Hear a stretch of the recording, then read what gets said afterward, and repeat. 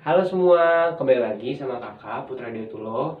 Dan di sini kita akan membahas video lanjutan dari topik 5 soal yang sering keluar di seleksi kompetensi dasar. Nah, sebelum Kakak mulai video ini, jangan lupa like video ini dan juga subscribe channel ini ya.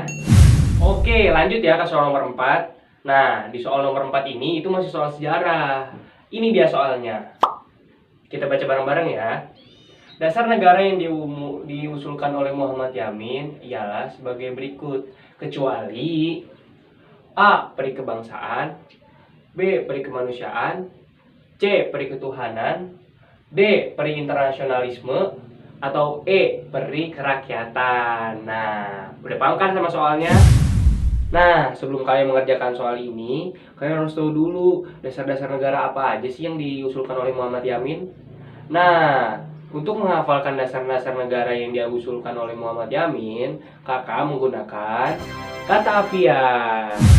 Nah, kata afianya itu adalah Bang Manu tuh raja, ya. Bang Manu tuh raja. Oke, Bang Manu tuh raja gitu. Oke. Bang itu untuk peri kebangsaan. Terus Manu itu untuk peri kemanusiaan. Tuh itu untuk peri ketuhanan. Nah, terus rajanya, yang pertama itu untuk peri kerakyatan, dan yang satu lagi janya itu untuk peri kesejahteraan gitu. Jadi Muhammad Yamin dulu pada saat merundingkan usulan, bukan merundingkan sih, mengusulkan dasar negara bersama Soekarno dan juga Mr. Supomo, itu mengusulkan peri kebangsaan, peri kemanusiaan, peri ketuhanan, peri kerakyatan, serta peri kesejahteraan. Jadi kata afianya adalah Bang Manu tuh raja gitu teman-teman. Nah, kita lanjut ya ke soal ya. Nah, di soal ini kan yang ditanya itu kan kecuali. Nah, berarti yang bukan diusulkan oleh Muhammad Yamin. Nah, dasar negara yang tidak diusulkan oleh Muhammad Yamin itu adalah internasionalisme. Nah, peri internasionalisme ini tidak diusulkan oleh Muhammad Yamin, melainkan diusulkan oleh IR Soekarno. Oke? Nah, nanti kita bahas lagi di lain soal. Lanjut ke soal berikutnya. Akhirnya sampai juga di soal terakhir. Nah, pasti kalian penasaran kan sama soal terakhirnya itu apa? Soal terakhir ini panjang nih, makanya kakak harus baca, oke? Penasaran kan soal itu kayak apa? Nah, ini dia soalnya. Kita baca ya. Pada 5 Juli 1959, Presiden mengeluarkan dekret Presiden. Isi dari dekret Presiden tersebut ialah A. Perubahan demokrasi terpemimpin menjadi demokrasi liberal. B. Pembubaran DPAS. C. Pembubaran MPRS. D. Penumpasan PKI. Atau E. Pembentukan DPAS dan MPRS. Nah, kalian udah ngerti belum? Udah tahu belum nih kira-kira jawabannya apa? Nah, kita bahas ya. Nah, kita ceritain dulu ya asal mulanya. Jadi, dulu pada saat zaman demokrasi liberal, presiden itu membentuk Dewan Konstituante. Nah, buat apa dibentuk gitu kan?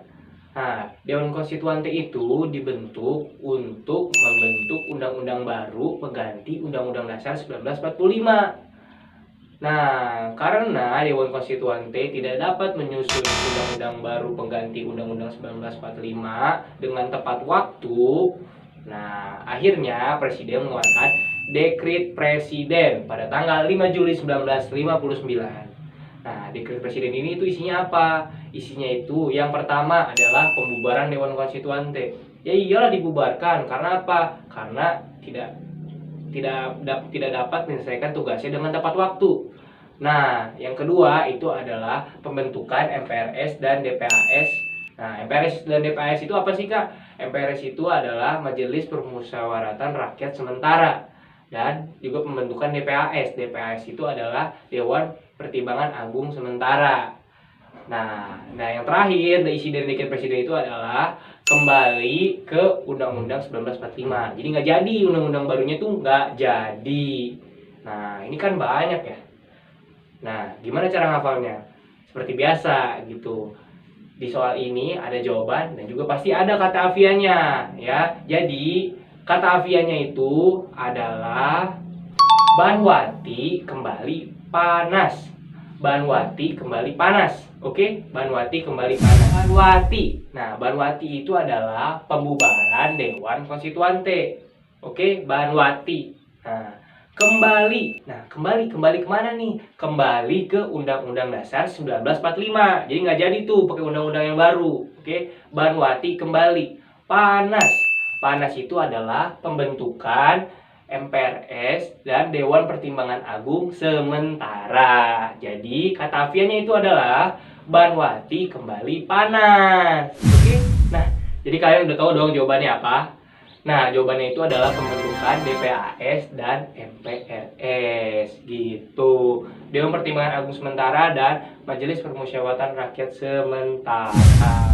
Jadi, karena kita udah jelasin soal ini dengan benar dan kita juga nemuin kata afianya, maka soal ini kakak nyatakan clear for take off. Jadi, soal-soal ini dapat kita tinggalkan dan kita dapat beralih ke soal selanjutnya.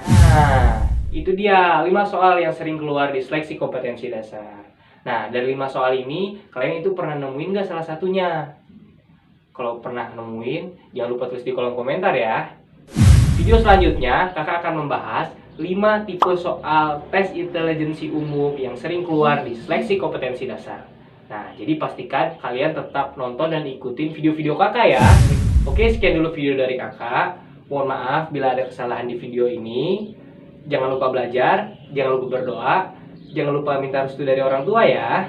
Dadah!